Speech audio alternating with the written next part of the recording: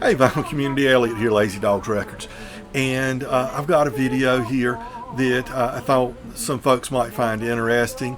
There's been a lot of discussion on message boards and within the vinyl community and things like that about some of the goings on. There's been discussion, this is ruining the vinyl resurgence, or it's things aren't like they used to be, or all kinds of laments about what's going on. But remember, we're doing this for fun. A suggestion or urge folks to go out and find some records that they had no idea they would enjoy, or that they had never thought about.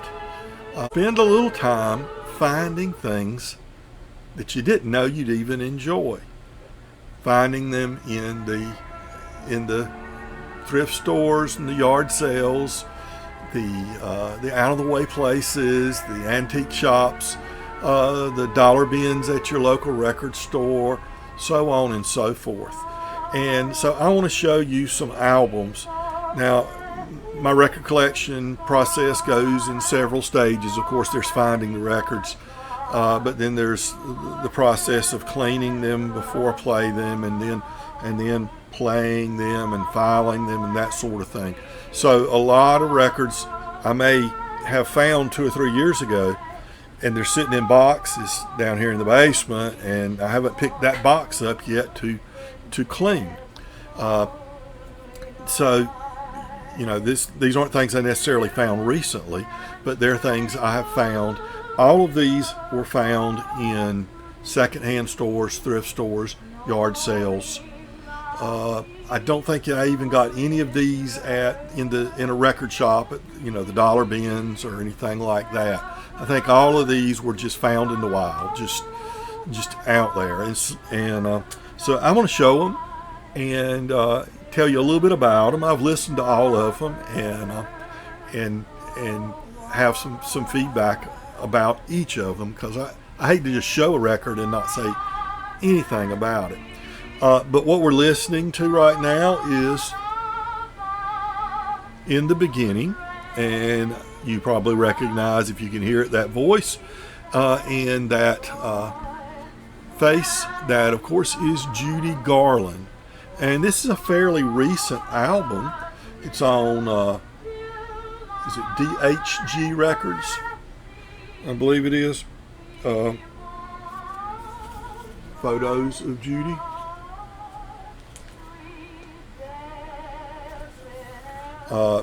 And it is, DRG Records. It's from 1979, so it's not an ancient record, but it's taken from soundtracks to movies that she played in. Not necessarily the biggest one. There's nothing in here from The Wizard of Oz. Nothing. Are there lots of? Let's see. Not all of them. Most of them are. No, side 1 is not from soundtracks. Side 2 is. And side 1 is just recordings Judy Garland made. All of them from the 1940s. Nothing as far up as the 50s, 41, 43, 46, 47, that sort of thing. And that's what we're listening to now, Judy Garland. And it's beautiful, beautiful music. Judy Garland, everybody knows her name, but how often have we sat down and just listened to some of that beautiful music? This plays flawlessly. Not yet, at least, have I noticed any pops or clicks. I cleaned it. That's all. Okay.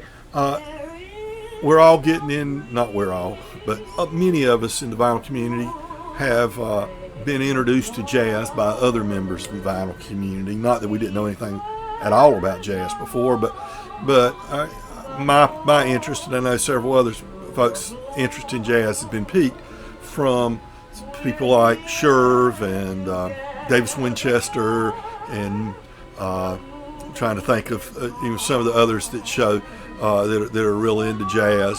Vinyl Rundown out in LA, I believe. So,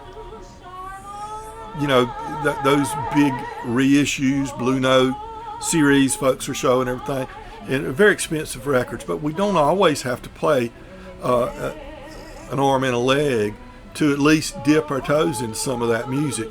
Here's something I picked up for next to nothing, of course. It's a compilation, Trumpet Interlude. It's on Emarchi, EMARCH, is the record label, Emarchi label, and this record was owned by John Moriarty. Isn't that who Sherlock Holmes' arch rival or villain was? And he lived at the time of owning this at 710 Oriole Avenue, West Hempstead, New York. Okay, so we know who had this record originally, and it's got some great jazz on here that features the trumpet. Clifford Brown's on here, and I didn't know who Clifford Brown is until the vinyl community, and I've got a couple of his albums here, but he's on this album. Hot Lips Page and Pete Johnson, Clyde Hurley and his orchestra, Charlie Ventura's sextet with Buck Clayton, Dizzy Gillespie's on here. There's a large number of different trumpet players playing in these different orchestras. This is a wonderful record. It's in the dollar bins, folks. It's at the yard sale. It's sitting in somebody's closet or basement somewhere. Hadn't been touched in years and years. This plays a VG. I mean, it's not it's old recordings from the 1940s pressed onto an album. I don't know exactly what year the album came out, but the recordings predate the 33 and 3rd albums. But that's a great way to get a little jazz in your collection. Now here's one from 1959, and it's part of the United Artists Live Performance Series. And I put this on, again, this will be 62 years old, this album, 62 years old. It plays flawlessly. Okay. Now, if I'm not mistaken, the Village Gate was a jazz club in New York City. Correct me if I'm wrong. Maybe it's somewhere else, or maybe it was a folk club. But it's Brock Peters, and Brock Peters at the Village Gate with Paul Palmieri on guitar. And this is one of those folk albums. There's nothing to show here except notice how discolored the label is over time. 62 years. Understandable. But again, the vinyl plays flawlessly. I don't mean just a few crackles or pops. I mean flawlessly. And from what I can tell, I haven't looked him up or anything, but possibly a man of Caribbean origins, Brock Peters, one of those big Broadway voices doing folk music. So part of the folk craze. But you've heard those guys before, and the male and female artists. Odetta would be maybe an example of that. They're formally trained vocally, and they are doing folk or traditional type music. So this is really good. He does mention on here that he plays a role in Porgy and Bess on Broadway, and he sings a melody from Porgy and Bess on here. But this is just an excellent record. It's not rock and roll, it's not big band, it's not country or jazz, it's not folk. Really, it's a Broadway or a formal production, although it's just him and the guitar, it's not elaborate instrumentation, of traditional music. So that's a cool little album. I hadn't looked it up or anything. It's probably worth 50 cents, but who knows, it might be worth a bunch of money, but it doesn't matter. not in it for the money. It would just be a cool little tidbit to say, hey, look at this record, this is worth so and so. But in that same vein, here's one I got, and I looked this guy up after I played him, and Don Shirley Trio. This one's called Waterboy, and I forget what year. I got it written down. 1965 is when this is actually a reissued in 1965. But I'd call this a mixture of maybe a classical type trio with jazz, doing some of it traditional music. Of course, Waterboy being an example of the best example of traditional music there. But this is it's very nice, very very very cool sound. And again, you find stuff like this in the junk shops. The people dump their collections at the charity thrifts and they put them out. Things like that. That stuff's great. Great. All right, let's see. How about this one? This record played really good, and this one's from 1960.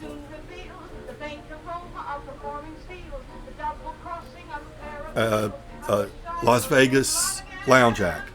Tony Martin. Really, really very good. It's live at the Desert Inn, Wilbur Clark's Desert Inn in Las Vegas, 1960. And hey, it's not Tony Bennett and it's not Dean Martin. It's Tony Martin, and it's really, really good. Carlton Hayes and his Desert Inn Orchestra, conducted by Al Shindry, provide the musical backup for this singer, and it's a nice little live album. I enjoyed it. I really, really got getting out of my, I never would have thought about listening to Las Vegas Lounge Act, until I got more deeply into record collecting. And I do like Texas singer-songwriters. That's in my wheelhouse, as we say.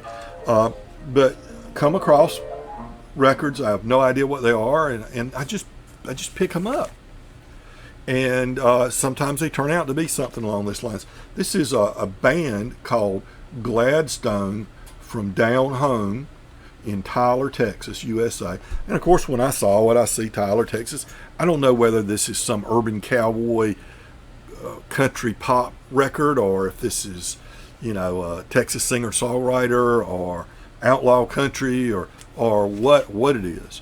But I pick it up, clean it up, and it turns out to be a really, really good album. This one, the harmony vocals on this, really, really good.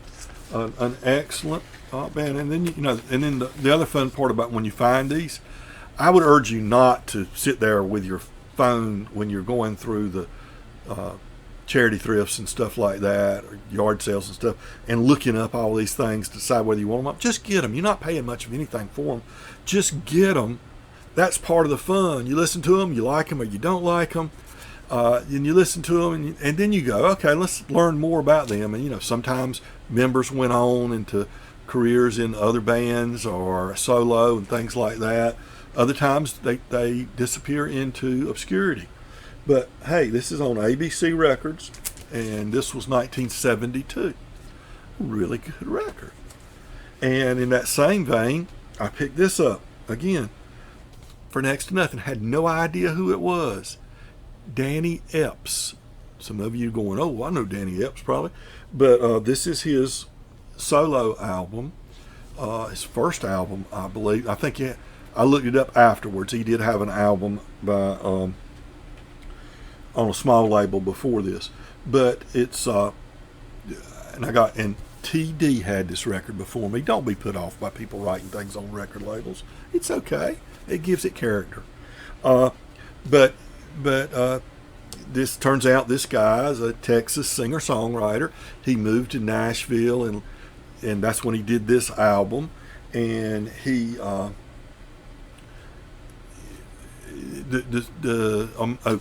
Mickey Newberry does the little introduction right here, the little liner notes here.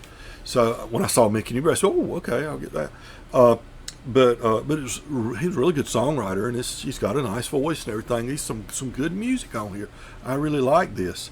Never heard of him. Don't know anything about him until afterwards, and looked it up. And he did a couple of albums. He worked as a session player, as a songwriter, and session musician, and got out of the business in the mid '70s. Went into construction, traveled around the country, came back in the early '90s and did another album or two, and passed away, I think, sometime in the late '90s. So again, bam, there's something out of the blue. Okay, all right. How about Freddie Scott? I Shall Be Released. This is a really good album on Probe, ABC Probe, like Command Probe Records, division of ABC. Wasn't familiar with Command Probe. Freddie Scott, I Shall Be Released, and I don't know what year this is. Used to in the '70s you could always find the year on a record, but in the '60s you can't. So I think it's probably from the '60s here. There he is. A great soul album. He does. If Tomorrow Never Comes, I Shall Be Released. Learning How to Fly, with a little help from my friends. Everybody had to do a Beatles song, Don't Let Me Fall. But this is just a really, really nice soul album here. They made so many records in Detroit for Motown Records and the different sub-labels from Motown. Here's one, again, this played almost flawlessly, not quite flawlessly, but almost flawlessly, the Elgins' Darling Baby. Okay, pick this up. It's on VIP Records, which is a subsidiary of Motown. I think I just said that. And it's produced by Holland & Dozier. Wow, okay, it's got to be Darling Baby. I think they had a hit with that. But then they do they cover some other Motown soul artists. In the Midnight Hour, 6345789. How Sweet It Is to Be Loved by You, and When a Man Loves a Woman. This is a really, really good album. Again, you can pass right by. So that's just a look at a few of the records I've cleaned and listened to recently that I'm saying I'm so glad that I didn't just say, well, I've never heard of them and ignored them, passed them by. But I said, okay, let's take a chance. Let's see what we can find.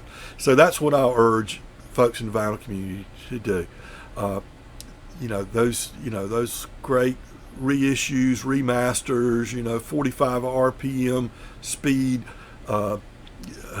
albums, the fresh brand new albums and all that stuff. All that's fun. All that, not being negative about that at all. I'm just saying there's another aspect of it that you might find gives you a lot of fun, gives me a lot of joy to do that, and it's given me a lot of joy to show them to you. So I hope everybody's doing great, and I'll urge you to remember, be kind to your neighbors, because guess what, folks, we're all neighbors.